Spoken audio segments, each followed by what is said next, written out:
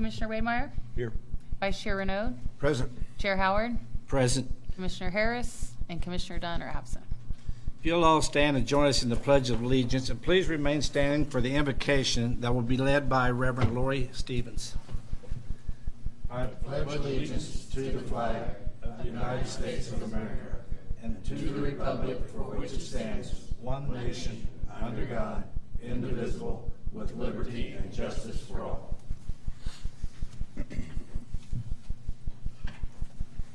Will you pray with me?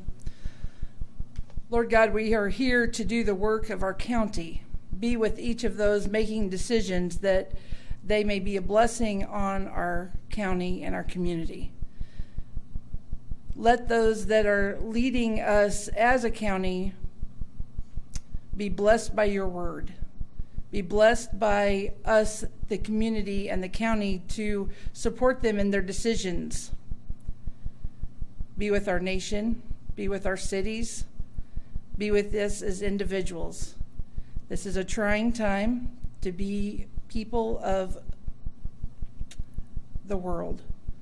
Be with us now in this service of service to the world, service to our community, and service to our county. In your holy name we pray. Amen. Thank you, Lord.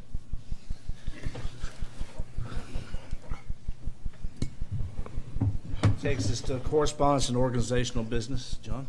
None at this time. Have anyone signed up for public comment? We do. John Cohen. Okay. A citizen desiring to speak on an item not on the agenda may do so at this time. Discussion is limited to 5 minutes, and the commission will not take action or discuss items at this time. Discussion should be limited to matters of county commission business, and public comment is not permitted in regard to personnel matters or on pending legal matters. Items introduced under public comment may become agenda items at a later date. John? Honorable Commissioners, County Clerk, Mr. County Administrator, I want to officially introduce James Oltman to you. I know you'll more formally have the chance to get to know him. He's our new Economic Development Director that has come from Hays, Kansas, and has been here now a full week, so we're ready for him to really, after drinking from the fire hose in the first week, we're ready for him to go full bore at this point. So he's already had several calls and inquiries about different things going on in the county, and I know you're going to have the opportunity to, as I say, work with him more formally going forward. But just wanted to take this opportunity to bring him down. I know some of you haven't had the opportunity, and of course, as you have chances in your schedule, you might just stop in and have a cup of coffee with James and get to know him. But that was all I wanted this morning. But I'm not going to get any action on that, evidently. Can we credit him with bringing the rain with him? Yeah, you can. Okay. Yeah. Anything you want to say to us, James, while you're up there? Just excited to be here and looking forward to working with you. So, Glad to have you. thank you. Thank you. Is that it for public comment? Takes us to the consent agenda. Items that need considered and approved on the consent agenda today are the minutes from the April 20th, 2016 meeting. There are no claim vouchers and tax change orders in the amount of a minus $1,031.24. Do I have a motion to approve the consent agenda? So move. Motions are a second? Second. Commissioner Waymire, Yes. Commissioner Renaud, Yes. Chair Howard. Yes. That takes us to our first item of business. It will be to consider May Community Action Month. Teresia Templeton's going to talk to us about that from ECAN, and she has a proclamation she's going to read to us. I'm not going to read the whole proclamation, but do you want me to read the whole thing? We normally do. We normally do. Okay. If it's a lengthy one, that Okay. we have foregone it, but Okay, I was just going to give some Give us highlights. a Yes, detail. that'll work. That will Okay. work. In 1964, the Community Service Act was created, and as ECAN was established in 1966, this will be our 50th year. We will also be having an open house on Friday, May the 6th at the main office at 1320 South Ash, and you guys are all welcome to attend. We also will be having a Community Action Day in the park May the 6th that evening from 4:30 to 6:30. And as Franklin County has 13.1% in poverty, we also have 13,374 individuals that is on the food stamps, what we call TANF, SNAP.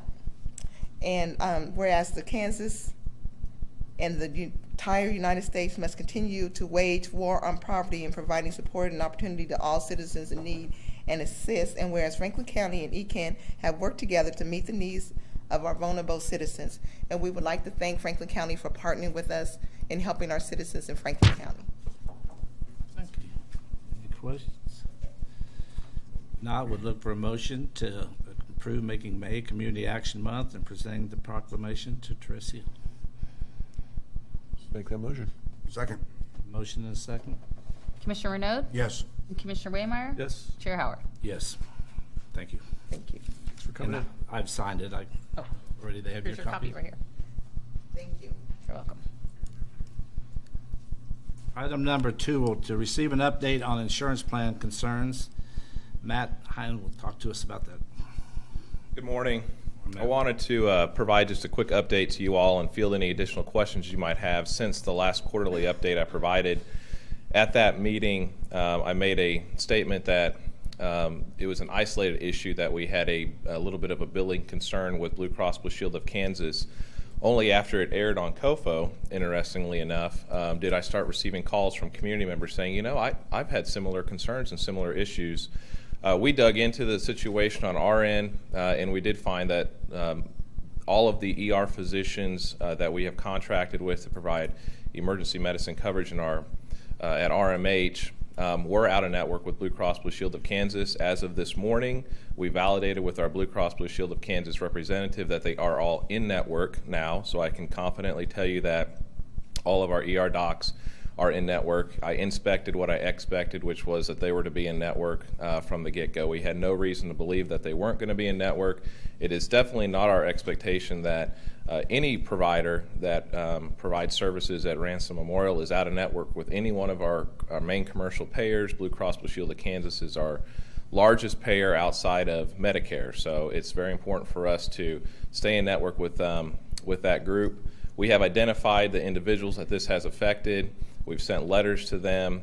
Up until just today now, we were providing a letter to patients that were coming in who notified us that they have Blue Cross Blue Shield of Kansas insurance, letting them know that we were going to hold on their account, billing the professional component of the ER visit until all ER physicians were in network. So we can now go ahead and rebill, reprocess all of those claims as an in-network provider for Blue Cross Blue Shield of Kansas. It's been an eye-opener, and I know I mentioned this earlier. It goes back to, and I've said this many times, you have to inspect what you expect, and this was our opportunity to dig into it, and we truly did find that there was a larger issue than what we had originally anticipated. So I'm here to clarify that and answer any questions that you all might have. Well, I know ever since this came up that everybody's been working on it to get it straightened out, so appreciate the effort to get it lined out and make it right. So Yep, Yeah, I appreciate that. So, certainly. Will the affected people their claims be submitted retroactively? Yes. And to a certain date, are they covered, or do you know? Yes, I believe the regular, or what Blue Cross Blue Shield allows is 90 days retroactively.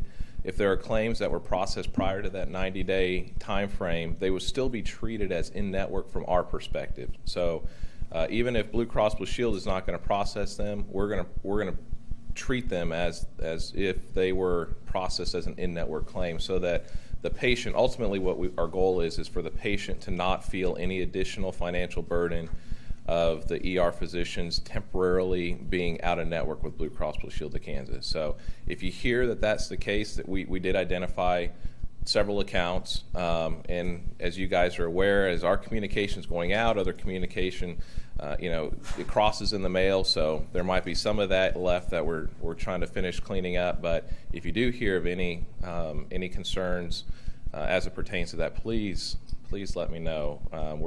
We have thrown a ton of resources and attention at this to get this rectified very rapidly. Well, that's got to be reassuring to know that it's going to be, regardless, you're not going to be out of pocket anymore. Just to, Yes. basically now just a paperwork problem on your part. I mean, Yes. it's not a, so. Yep. Thank you for coming in and All right. filling us in on what's going on with this. Absolutely. Thank you. Appreciate it.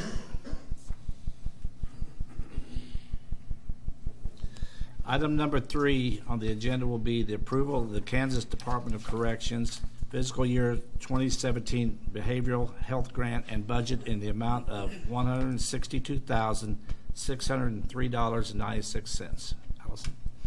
Good morning, Commissioners. I'm here before you this morning for that approval.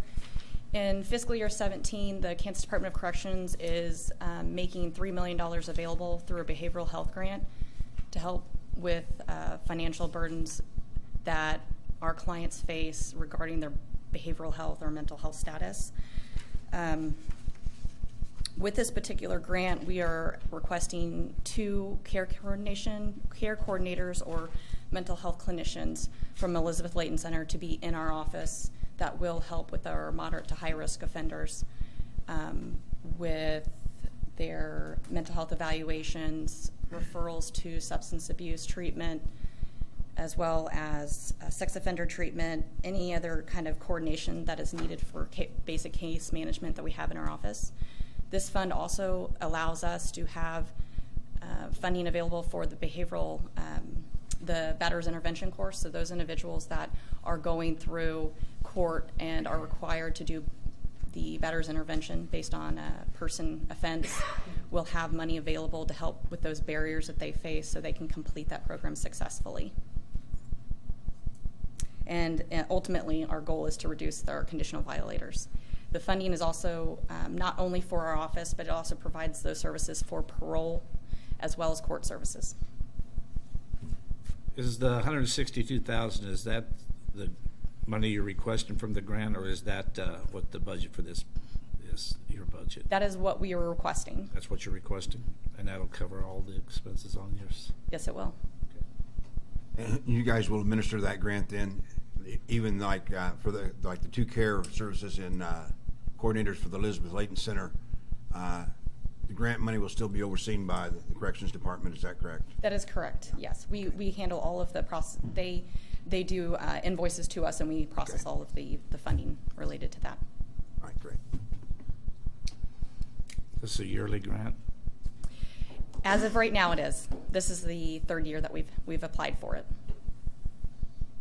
And the extra people you put on with this grant, what happens if we don't get this grant next year? Basically, the services through Batterers Intervention, which is through Family Peace Initiative, it's a program. So we contractually have a contract with those with those providers. So the contract would be null and void as of if this funding was not available. However, the services are still in the community. It's just that the contract that we have between them would not be there. Anyone have any more questions on this? Makes sense. If not, would look for a motion to approve the Department of Corrections 2017 Behavioral Health Grant and budget in the amount of $162,603.96. So move. Have a motion Second. and a second. Janet? Commissioner Waymire? Yes. Commissioner Renaud? Yes. Chair Howard? Yes. Thank you, Allison. Thank you. I'll sign it after this. On to you when I'm done. Item number 4, approval of rezoning application 1601-1377 to rezone approximately 10 acres from A1 agriculture zoning district to an R3 residential estate zoning district. Larry?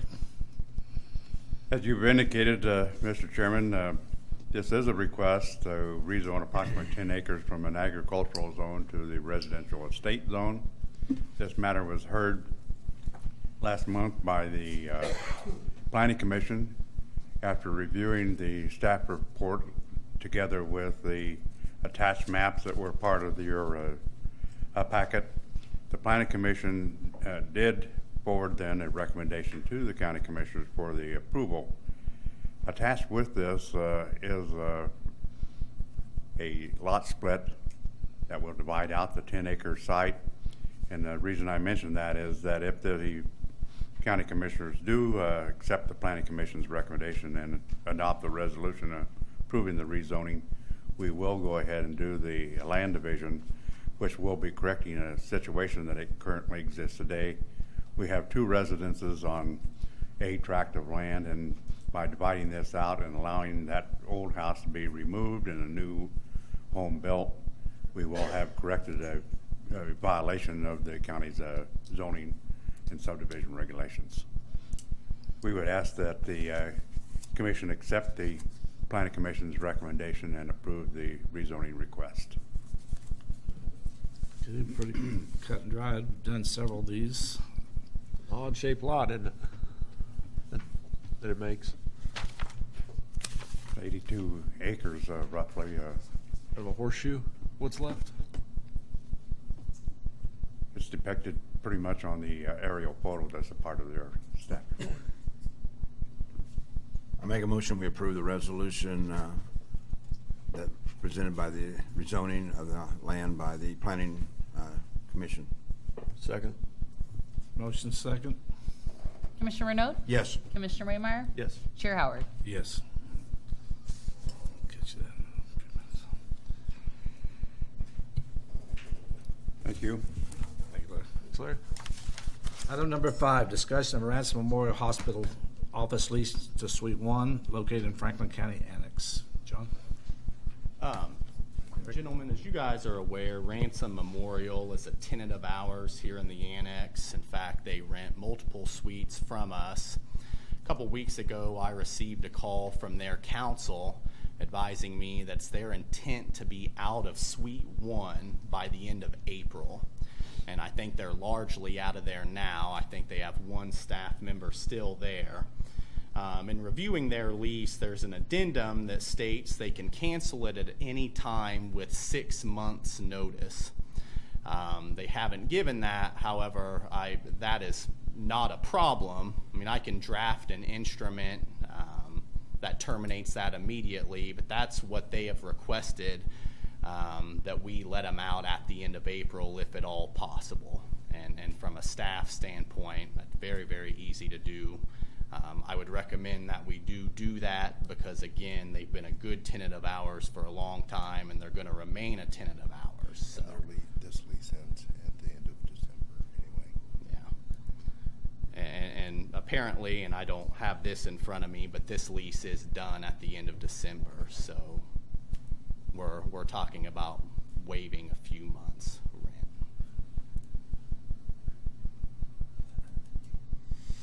And it'll just be this Suite 1 that'll be opened up by this. Right. Do we have anybody that's been in contact about possibly leasing that? No, and we haven't. We would need to advertise, but there are some staff concerns that we'd like to discuss in a study session about some possibilities for Suite 1 before we do anything. Okay. Will revenue be a problem? No.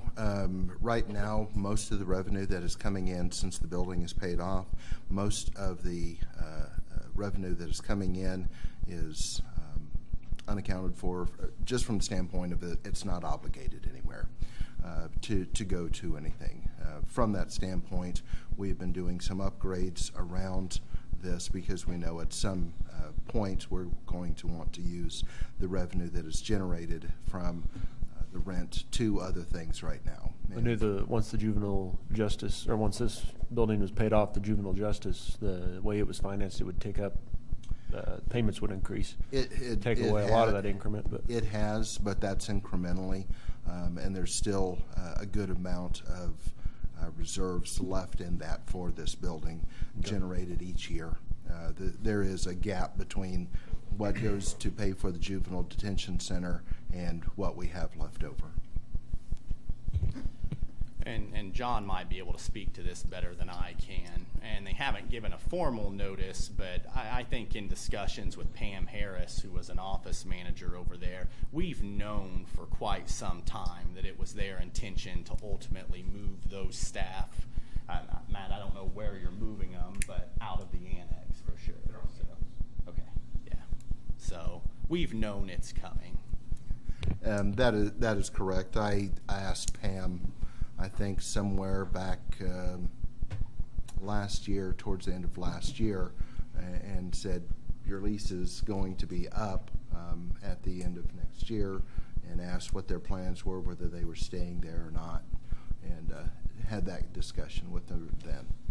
And so evidently from there, it went back to the hospital administration to begin discussions over there.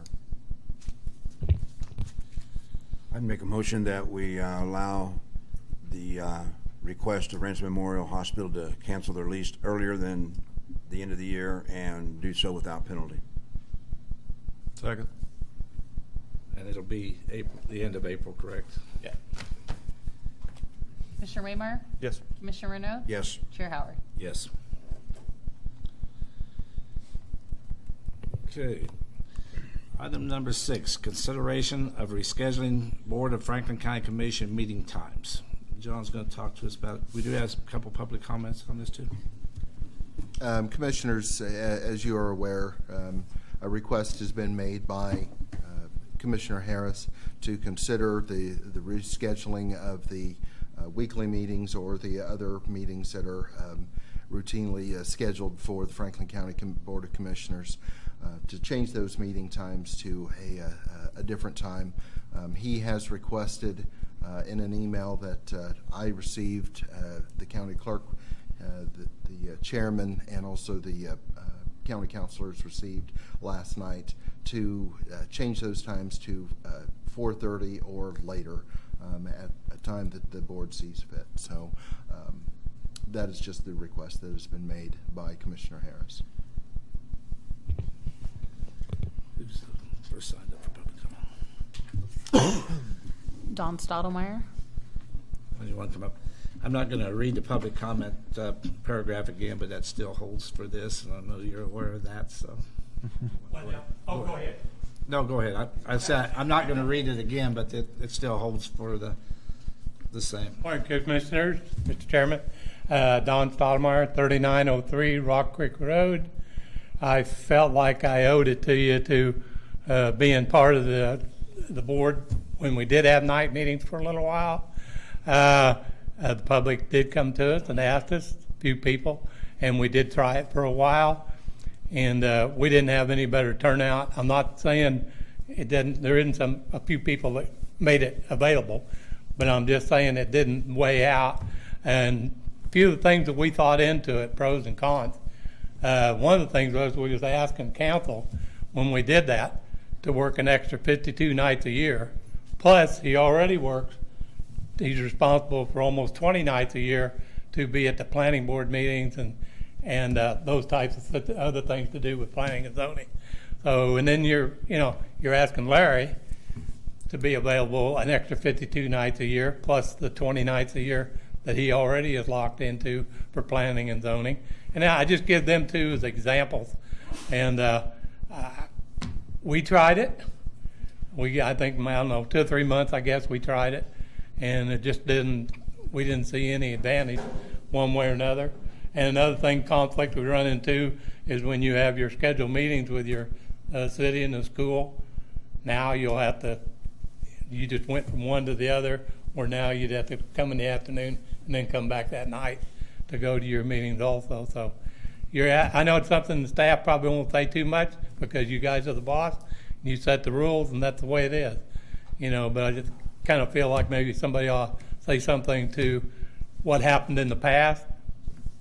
Totally up to you.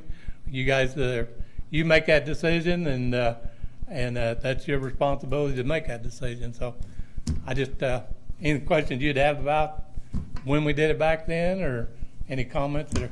I asked last night when I talked to Commissioner Harris if he knew how long that had been tried, and I didn't know. So you're saying it's about 2 or 3 months? Yeah, 3 or 4 months probably. Yeah. Okay, I was just curious how long they. Yeah, and you got to remember, you guys always have the right to call a night meeting if there's something special coming up that you think is going to be a big crowd or a certain group of people that maybe can't make it.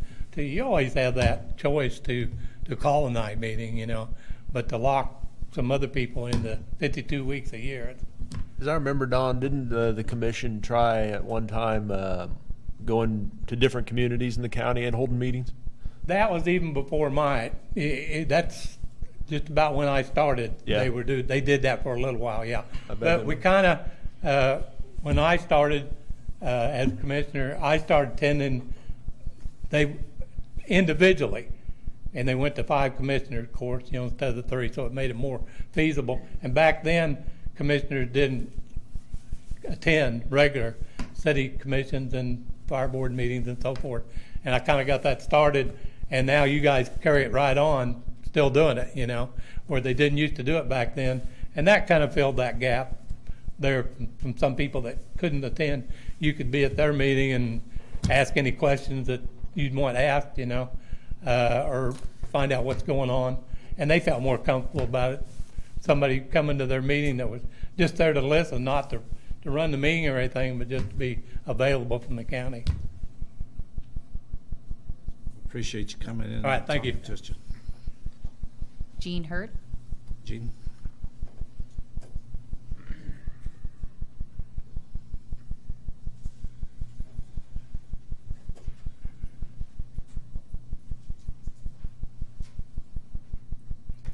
Gene Hurt, 107 Jefferson Street in Pomona, Kansas. Well, I was here for commission meetings for some time.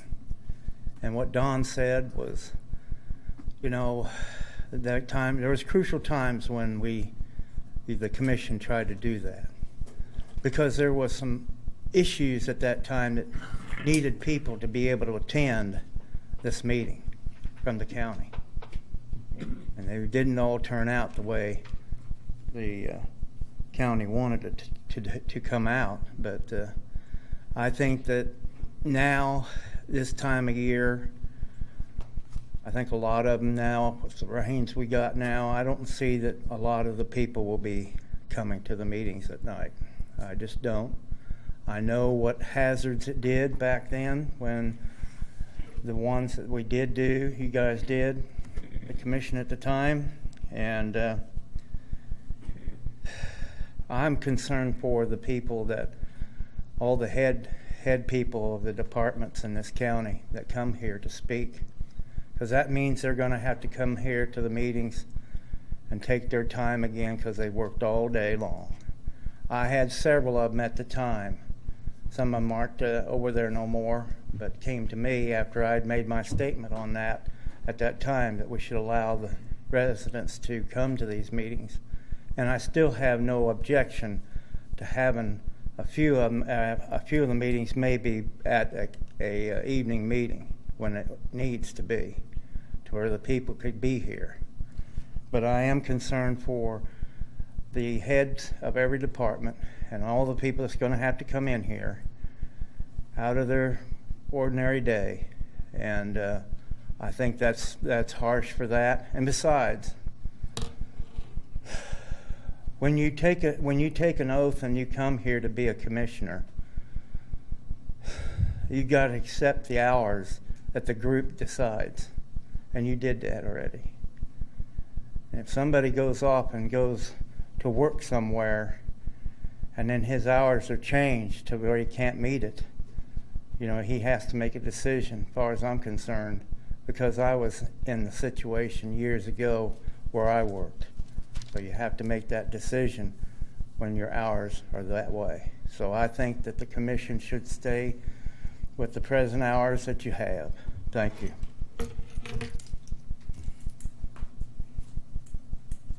Anyone else? Okay. Any commissioners like to comment? I think it's obvious that this request was based on Commissioner Harris's personal work schedule and not based on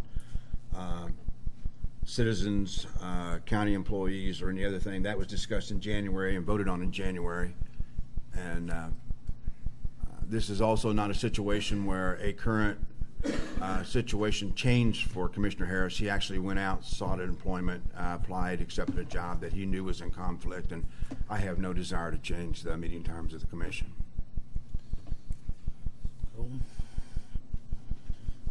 Most elected boards in the county already hold their meetings at times that allow members who work to attend. So I guess to say that us doing the same is overly burdensome, is erroneous. It's been done many times. As far as staff time, it's easy to flex schedules so that they still come out with a 40-hour work week. As a policy-making board, I think we have to understand the decisions we make, how they play out. If we refuse to change a meeting time to accommodate a working person, that sets a precedent that discourages an entire demographic from participating, and it really impedes the will of the voters who put them there. What happens if the current member has to resign and either the replacement works for a living? Are we also not going to consider changing the times then? At that point, if we do change the time, it amounts to us handpicking who gets to participate. If we don't, again, we're impeding the will of the voter who put them there. The bottom line is I think it's a reasonable accommodation to adjust our meeting times so that someone elected can attend. But that can also, as I told Commissioner Harris last night, 4:30 or 5 or 7, why not Saturday morning? Who's determined what time that's going to do? And Mr. Dunn's schedule or your schedule or Rick's or anyone else's is going to be impacted by that. So who do we decide whose schedule is more important? We accommodate that one, then do we accommodate the next one? How many do we accommodate, and where do we draw the line? This isn't a case where the person was prohibited from becoming a commissioner. It was a commissioner who selected to make a decision to seek something else, went out and looked for that opportunity, knowing that it was going to be a conflict. And even the fact that it wasn't discussed, or I didn't have a personal discussion with Commissioner Harris that he was going to do that. It's like trying to easier to get forgiveness and permission. It's I don't know. I just find it somewhat. Well, he made a decision to go get a job and be a part of the working public. It's not like we're interfering with his riverboat gambling habits. I mean, and that's the times a day that folks work. So, my thought on this is we discussed this in January, and we voted on this in January, and it was a 4-1 vote to stay on Wednesday's morning meetings, and we talked about the lack of attendance on night meetings and how many people this would affect negatively to go to night meetings to accommodate technically one or a handful of people. I feel like nothing's changed from January when we actually made this vote 4-1, except one commissioner went out and got a job.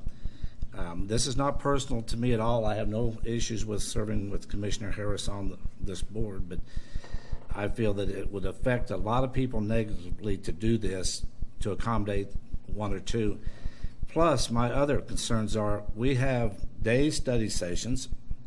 We meet every year at budget time for a couple weeks, usually at least 4 days a week, all-day meetings. We have a joint luncheon with the city and the school district. We have department head luncheon once a month. Are we changing all this stuff to nights to accommodate Commissioner Harris's job? If we had went out and Commissioner Harris had a job that he'd been working on and we changed the times and affect his job, then I think that's a different situation. But I agree with Commissioner Renaud. We set these times, he went out and got the job and put himself into the conflict. I just think it's something you have to either be able to serve on the board, and if something you have personal life interferes, then you have to make that decision. And I'm not telling Commissioner Harris he needs to resign, nor would I tell any of our elected officials that, just because what my expectations of my position is not what the electorate gets to make that decision. They decide whether Commissioner Harris is doing his job or not. At whatever point, if he thinks he can do his job, maintain it. At whatever point, I'm not saying that. You have that's to up him. attend the meeting to fulfill your duties as a commissioner. That's part of the oath you take. So. Only the electorate can decide whether or not he has to leave or not leave that position. So it's really up to them and his decision to whether or not he can do that or not. Well, I agree with you both on one point, which is that it's not personal, and I'm not No, doing no, this so that absolutely, yeah. Steve can say here. Absolutely I'm right. doing it because we're setting a policy, and I think it has implications beyond what's immediately Right. evident to us. And I would agree that a lot of commissions and like all the city that I go to, they all meet of an evening because that's the way they're set up. Some of those are volunteer positions and not paid much or little or nothing, but. You know, we already we have a severe lack of diversity as is. I mean, I think we pretty well have the old white man card covered. You know, we don't have, the closest thing we resemble to diversity is I'm slightly younger. Now. Just a little. And that's it. And that's pretty, You're we're correct. doing the electorate a disservice. You're I mean, we correct. have no females. We have no one of minority or anything. And I guess setting this policy, we're in effect pretty well prohibiting the working person from attending. So it's the policy that I object to, not whether or not Steve himself can attend. And I think, as Rick said, we did that in January. And I think in January, when we have a reorganizational meeting, that might be something that we really take a look at and say, is this what we're getting? We have election coming up, and, you know, where will we be after that? So. I will say that Commissioner Dunn is on vacation, and he did talk to me before he left, and I know he's not here to vote if it comes to a vote, but he did let me know that he is not for the night meetings at all. I'll just throw that out there. John, do you have any input? I know you've talked to some department heads on this. I do. Thank you, Commissioner Howard. We have a management meeting the last Tuesday of every month. We had that yesterday, and we discussed this, of how any concerns that they had and how that it would affect them. Largely, as has been stated, most of our department heads or staff that would be coming to this would be largely the department heads, and they are on salary. They are salary position. So from that standpoint, the financial impact, there may be occasions where we would have other staff come, but that would be pretty rare, not something that would happen routinely. However, there was some discussion about that it does impact them as far as personal time, as far as family life, attending events for their children, things like that. Because we're not talking just Wednesdays. We're also talking Mondays as well for study sessions and that sort of thing. And so there was some concern about, the impact that it would have on them, but also at the recognition of is that the county commissioners set the times that are expected for work, and if that's the time that they set, then that's the time that we go. But they did express some concerns about that, how that would impact them on that aspect. The other concern that I have is just for clarification, because this was brought up to me and I was aware of it, and I think it's appropriate to share, is that there is a law for the federal government, for federal employees, called the Hatch Act. And the Hatch Act prohibits federal employees to be involved in partisan elections. The finer point of this is that Commissioner Harris can retain his seat for basically the next 2 years until his term ends. But at that time, he is precluded from running again if he is still employed by the federal government. We, both the county council and I, conferred with Commissioner Harris about that and confirmed that that is indeed the case. He is aware of that.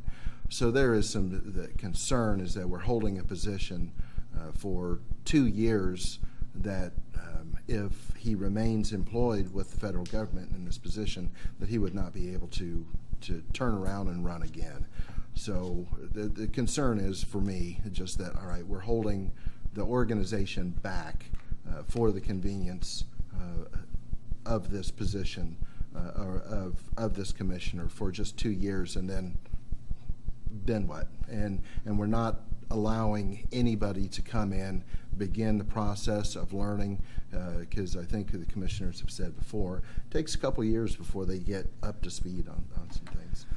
The last thought I had is that we do, lawmakers in the past have seen fit to make sure that citizens are aware of what's going on and what is happening. Actual attendance of a meeting does not necessarily guarantee participation, but one thing that the lawmakers in the past have said, we will be open.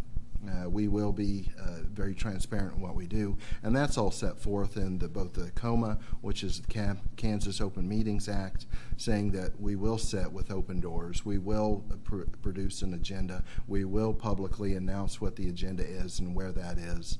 You're going to be held, and that the public is there to do that. All of that is set forth in Kansas statute. And additionally, the Kansas Open Records Act says that anything that is done, any records that is the county or public agency is open to the public with a few exceptions.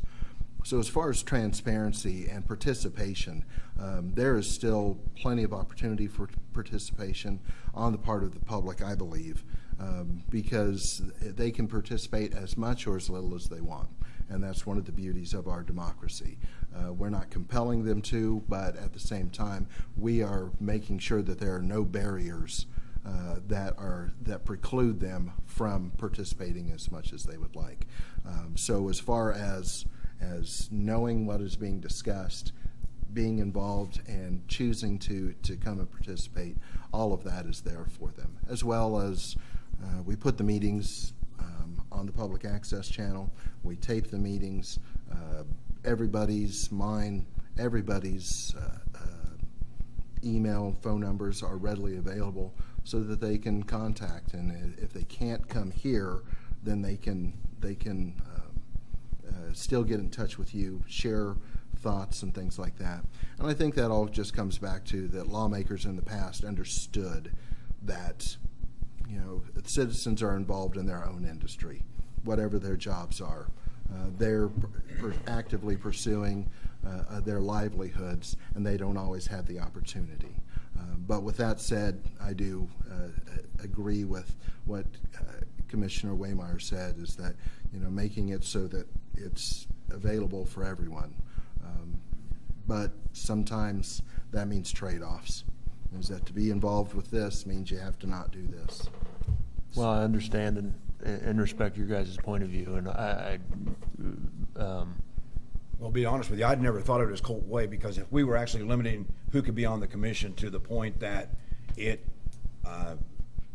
became obviously a detriment to the county, that we can't get people to run for it, we don't have people that are qualified for it, and I hadn't looked at it that way. But then when I think about running for the state legislature, I guess it's almost the same way. Either, hey, can I get my boss to let me off, or can I adjust my work schedule, or I can't do that. But if it became a detriment to the county where we did not have candidates running and people to fill the slots, I think it is something that we should look at from that standpoint.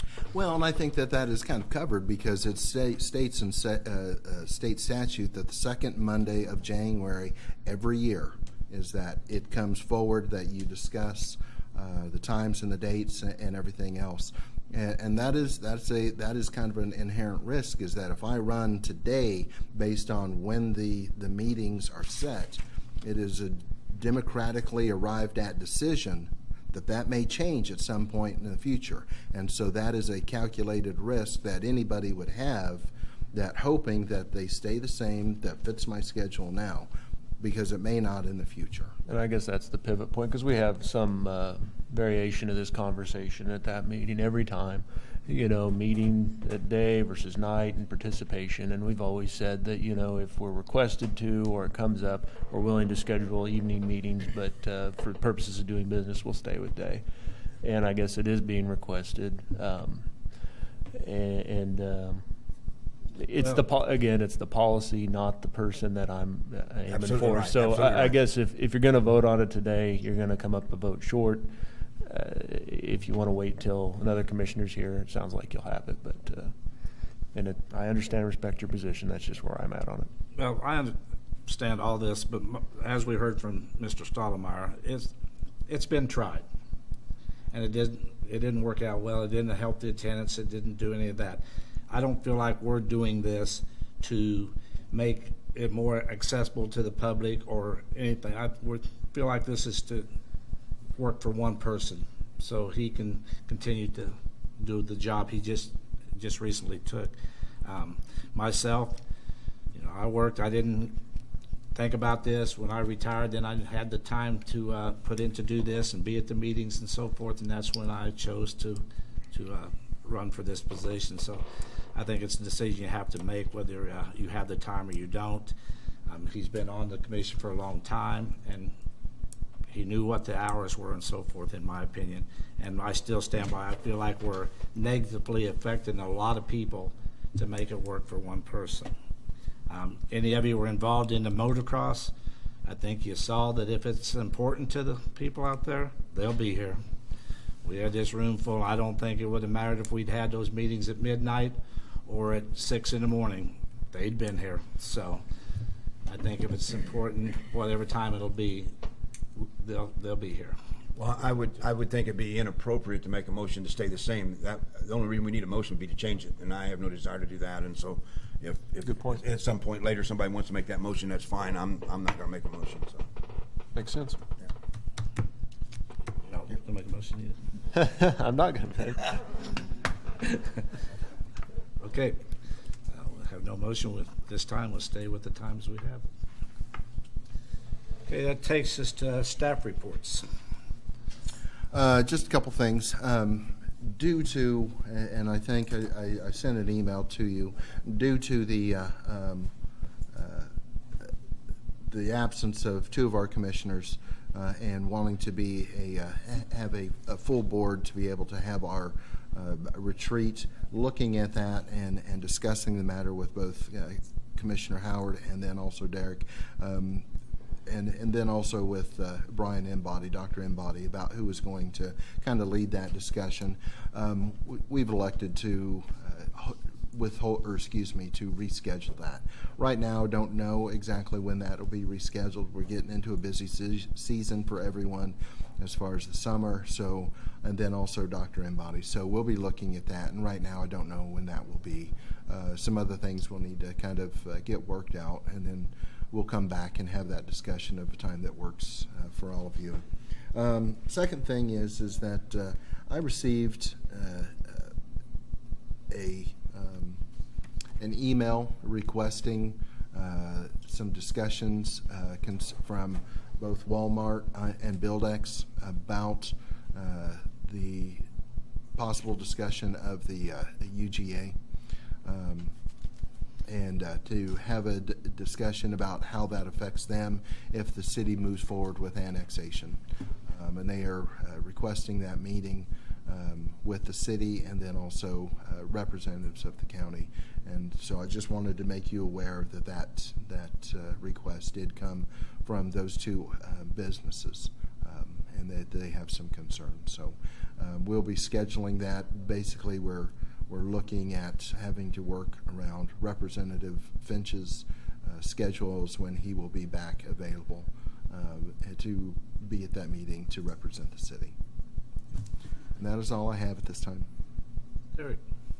I have one thing. I've been working with the county treasurer as well as Janet on a list of properties eligible for tax sale.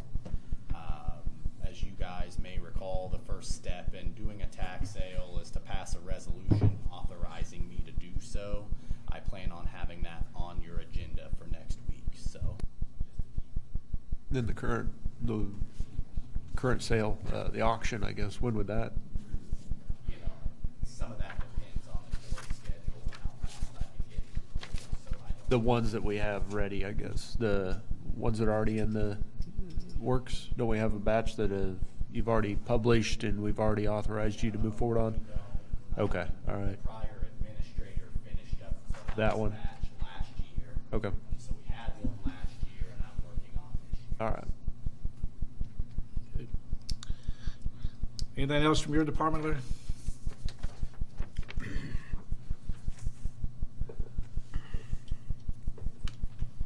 There has been some discussion regarding the use of cisterns as a water supply, and we will be revisiting our sanitation code for some clarification. I think recognizing certain situations where they're grandfathered, but we want to make certain that there isn't a conflict then with the requirements that we currently have in our zoning regulations and our comprehensive plan relative to the use of on-site water. It's been the policy now for some 11 years that we do not create any dry lots, and there are some provisions specifically in the comprehensive plan and zoning regulations that address that. And there are probably some situations where the cisterns have been put in place in those instances when they were supposed to have used either a public water supply or a well. So we're going to be addressing that. Guy and I are looking at the modifications that would be necessary to accomplish that. So what would be the current regulation on a lot that was approved, a division of 5 acres or something, that has no water access until the day I was wanting to build a house on it? Would I be grandfathered in then on a cistern or not? No. Okay. That's what we're going to be looking at to make absolutely certain that we haven't set up situations where they think that they are grandfathered because the lot was created at a certain time, and that's where we want to make certain that we're not in violation of what we have been using as policies in our comp plan and zoning for the past 11 or 12 years. And my recommendation to Larry on this is that the only properties that get grandfathered in are those with existing cisterns that don't have any other water supply. So if you have an existing cistern, but you could have a well, or you could hook onto rural water, we're not going to grandfather those because we're trying to gradually do away with cisterns. However, it's been brought to our attention that there are some properties that is their only access to water. How do we decide what's feasible, though? Like, I know of a cistern on an 80-acre lot, and there's no water on the front. They've drilled wells that were inadequate, but they have a neighbor towards the back of that 80 acres where they could drill a well and get water. I mean, because the neighbor has water back there, so, I mean, you're laying a quarter mile of line to get to the house. I mean, it's possible, not feasible. I mean, would it be cleaner, I would think, just to say there's a drop dead date of if it's before then, it's grandfathered in? Obviously, the market's going to decide some of that. It's going to be worth more if you don't have to haul water to your own house. I mean... Well, it's more than just the market. I think it's the lending institutions, too, that get involved. Because, there you go. There's plenty of other forces. Most of the banks aren't willing to loan anymore on properties that don't have an adequate on-site water supply, and most of them are requiring that it be public water. So I'm not going to say that will be the final solution necessarily, and that the lending institutions will have control there, but as Derek indicated, that we need to look at that, and so that we're not just arbitrarily saying you can and you can't. Sure. But that's why I say I think just a drop dead date of any structure after this point, and that grandfathered we would in. hope to get something kind of arm wrestled. It'd probably take a study session with the county planning commission first, so that they would be forwarding a recommendation to the board. Sure. There's your paper. Sheriff.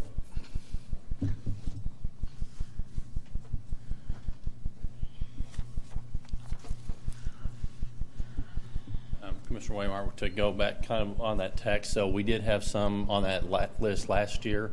That may be what you're thinking of, that did not sell. Or just could be.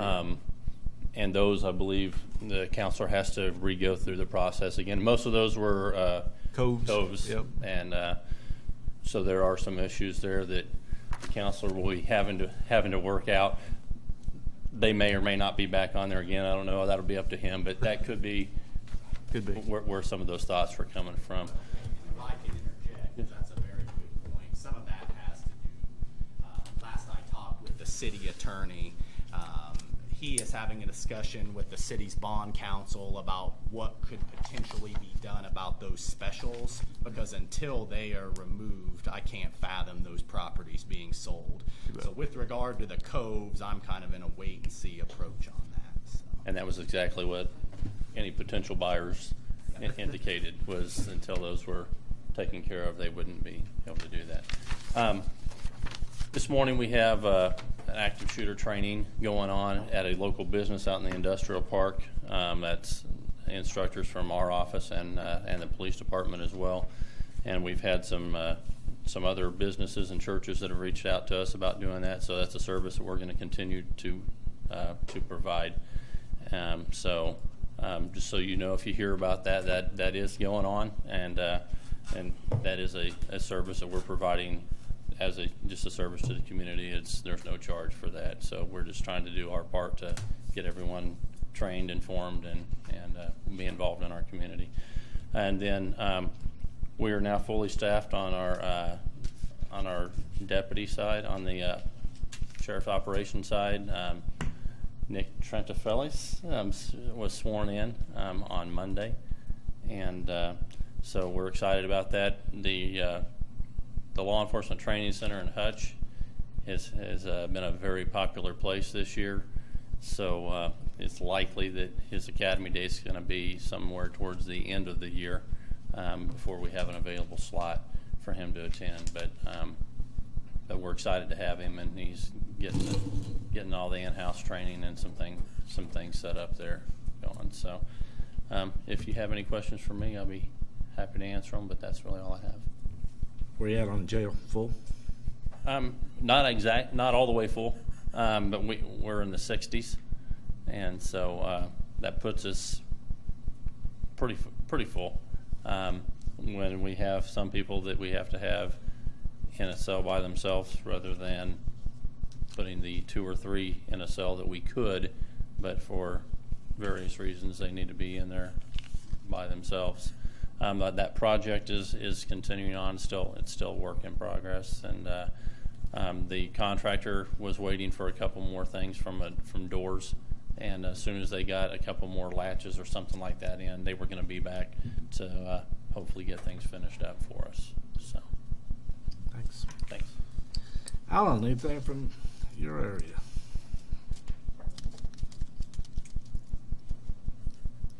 Morning. Got just a couple things real quick. As you know, it rained last night. We got 2 or 3 inches. Jim's crews, I'm sure, are working pretty hard this morning. Pretty much all the county got 2 to 3 inches. We've got some minor flooding. Some of the typical areas that have water over the roads. Appanoose Creek is one of them up in the northwest corner. We had some flash flooding last night. We did have a little bit of wind come through, some 50, 60 mile an hour wind. We got at least one structure that I know that was damaged on private property. Had some hail, but nothing like they had to the north and west of us. There was some baseball size hail up in northern Riley and Marshall counties last night, which I'm glad we didn't get. We had a little bit bigger than marble size reported to us, so we got pretty lucky last night. With that, I want to invite you guys. Saturday is our Safety Awareness Day at Orscheln's parking lot. We've got, I think, all the rural fire departments will be there. All emergency services in the county will be out there promoting safety awareness. Also, our office will be programming weather radios like we have in the past, and this year the health department is going to be there also doing child safety seat inspections and working with folks on that. So it'll be from 9 to noon, and I've heard that Smokey the Bear may even make an appearance out there. So you're welcome to come out and see some of the equipment. We do have one fire department that received a grant for a $30,000 boat that's a special boat for swiftwater rescue that's down in Lane. It's Pottawatomie Township. And as you know, I haven't been down there yet, but I'll bet the Pottawatomie Creek's running full this morning if it's not out in some of the fields already. So we are under a flash flood warning for today till 8 o'clock in the morning, and we've got a potential for some more rain this afternoon and this evening. So, Well, after last night, obviously the season's here. Do you have any spotter classes scheduled or anything this year? we've already had one this year. I don't know for what reason, but we had some poor attendance for that. I think a lot of it is most of our spotters have been to the same training year after year. We use the rural fire departments for our storm spotters, which makes it nice. We can just page them out. And then we're set up also with our spotter network where we've got certain locations that they go to, and it's just a number on the map for us.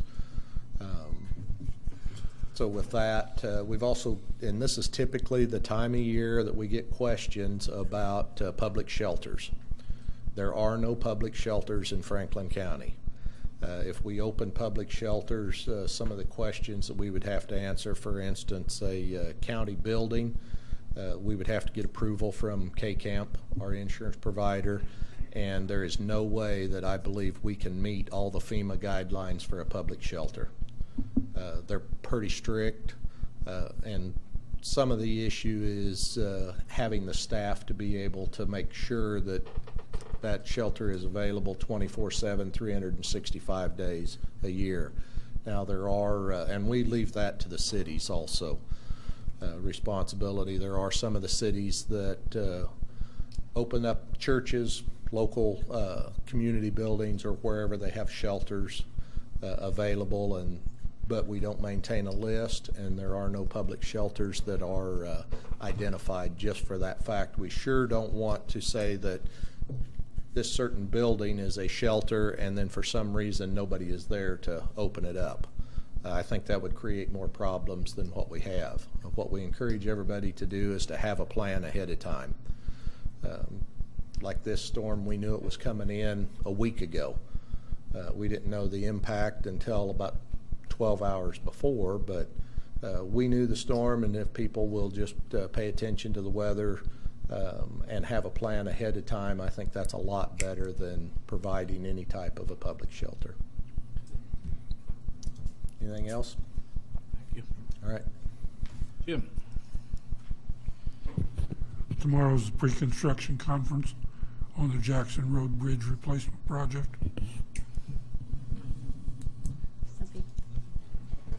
Commissioner Howard, I have one quick do-over. Go ahead. June 10th is the date that we have scheduled for the employee appreciation barbecue that we have every year. June 10? June 10th. Okay. Takes us to commissioner comments and board reports. Colton? After I leave here, I need to go down and look at neighborhood revitalization applications, but haven't yet, so nothing to add. I went to the K33 corridor study meeting on Monday. Jim was there. Might be some other folks was there. Yeah, Jeff was there. And Rick was there as well.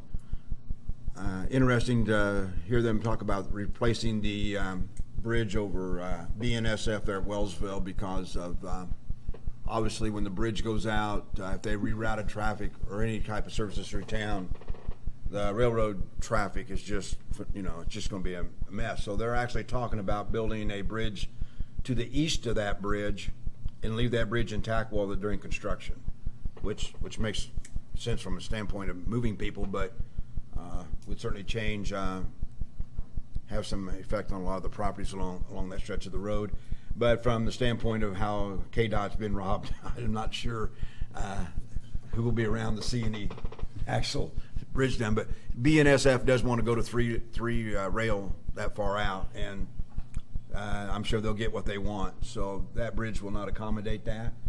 But they are taking input onto like whether or not to have bike paths, pedestrian paths, everything else on that bridge, and how much from I-35 clear to 56 highway are we going to go to a 3-lane road, a 2-lane, a 4-lane, or plan for future expansion, and how much of the development along K33 may be impacted by future development. So it was an interesting, it was a very short meeting, but an interesting meeting about some of the options and what they're doing, and was kind of surprised the number of people that took to put on a presentation, but I guess they had the number of people to do that with. I'll be in a wedding for the barbecue, so. I'll eat your lunch for you. There you go. Okay, I haven't been to any meetings. Jim and I attended, actually I have, excuse me. Jim and I attended the Commissioner and Highway Department annual meeting in Chanute last Thursday. Wasn't too much come out of it. There was an attorney there for Kansas Association of Counties. I don't remember his name. Jim, jump in. Nathan. Very sharp, very sharp. Gave a great report. Didn't have a lot of good news to tell us from Topeka. Speaking of what Randy said, he did say that the governor proposed 3 proposals, separate proposals for his budget, and all 3 of them had him basically taking everything KDOT had left. He said, we're in every one of them, taking all we got left. So they also had numerous projects in the region lined up to start work on, and each one of the area engineers talked about their area, and several of them had been put on hold. So it doesn't look very good for KDOT at this point. And that's all I've been to since the last meeting. Study session next Monday. And with that, no one has anything else, would look for a motion to adjourn. So move. Second. Have a motion and a second. All in favor? Aye. All opposed? We're adjourned. So how many properties they look at for everybody? You know? I don't know.